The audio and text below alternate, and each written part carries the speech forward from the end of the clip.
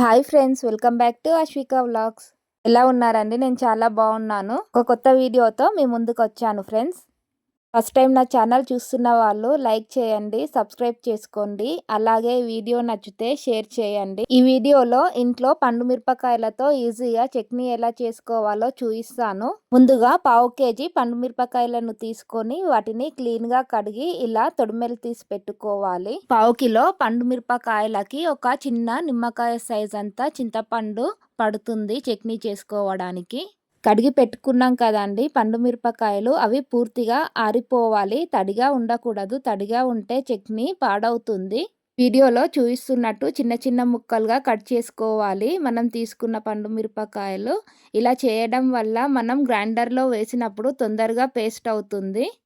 ఈ చట్నీ చాలా బాగుంటుందండి. టిఫిన్స్లోకి అయినా, ఉప్మాలోకి అయినా, దోశలోకి అయినా చాలా బాగుంటుంది. వేడివేడి అన్నంలో ఈ చట్నీ వేసుకొని నెయ్యి వేసుకుంటే చాలా బాగుంటుంది, టేస్టీగా ఉంటుంది. ఇలా కట్ చేసి పెట్టుకున్నటువంటి మిరపకాయ ముక్కలని ఒక మిక్సీ జార్ తీసుకొని అందులో వేసుకోవాలి, మిక్సీ పట్టుకోవాలి.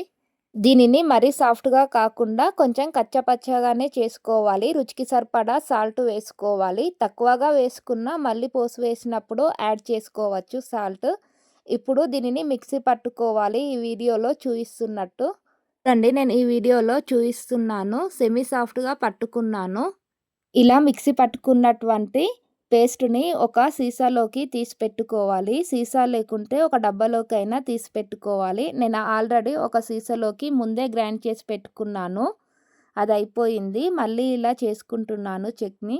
ఇలా మిక్సీ పట్టినటువంటి పండు మిరపకాయల పేస్ట్ని ఒక సీసాలోకి తీసుకొని అందులో మనం ముందుగా తీసి పెట్టుకున్నటువంటి నిమ్మకాయ సైజ్ అంతా చింతపండుని ఇందులో వేసి 1 డే స్టోర్ చేసుకోవాలి, పక్కన పెట్టుకోవాలి కదపకుండా. చూడండి ఫ్రెండ్స్, నేను ముందుగా తీసి పెట్టుకున్నటువంటి చింతపండుని ఇలా వేసి కలుపుకోవాలి. కలుపుకొని 1 డే మొత్తం రెస్ట్ ఇవ్వాలి.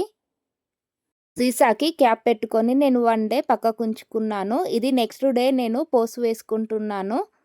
పోసు వేయడానికి ఒక ప్యాన్ని తీసుకొని అది వేడైన తర్వాత 3 స్పూన్స్ ఆయిల్ వేసుకోవాలి. ఆయిల్ బాగా వేడైన తర్వాత 1 స్పూన్ ఆవాలు, 1 స్పూన్ జీలకర్ర వేసుకోవాలి. ఆవాలు జీలకర్ర ఫ్రై అయిన తర్వాత 4 ఎండుమిర్చిని కట్ చేసుకొని వేసుకోవాలి. అలాగే ఒక 10 వెల్లుల్లి రెబ్బలను, అవి ఫ్రై అయిన తర్వాత 1 స్పూన్ పసుపుని వేసుకోవాలి. ఇప్పుడు ముందు రోజు మిక్సీ పట్టుకున్నటువంటి పండు మిరపకాయల పేస్టుని తీసి ఇలా ఒకసారి కలుపుకోవాలి. ఇలా కలుపుకున్నటువంటి పండు మిరపకాయల పేస్టుని మళ్ళీ మిక్సీ జారులోకి తీసుకోవాలి. తీసుకొని ఇందులో 1/2 స్పూన్ పసుపు, 1/2 స్పూన్ సాల్ట్ వేసుకొని మిక్సీ చేసుకోవాలి. ముందుగా వేసిన సాల్ట్ సరిపోదు అని అనిపిస్తే ఇప్పుడు సాల్ట్ యాడ్ చేసుకోవచ్చండి. ఇప్పుడు దీనిని మిక్సీ చేసుకోవాలి. మిరపగింజలు లేకుండా ఇలా సాఫ్ట్గా మిక్సీ చేసుకోవాలి. ఇలా చేసుకున్నటువంటి పేస్టుని ముందుగా మనం పోసి పెట్టుకున్నాం కదా, దానిలో యాడ్ చేసుకోవాలి. యాడ్ చేసుకుంటూ కలుపుకోవాలి. పండు మిరపకాయల పేస్టు పోసులో బాగా కలిసేటట్టు కలుపుకోవాలి.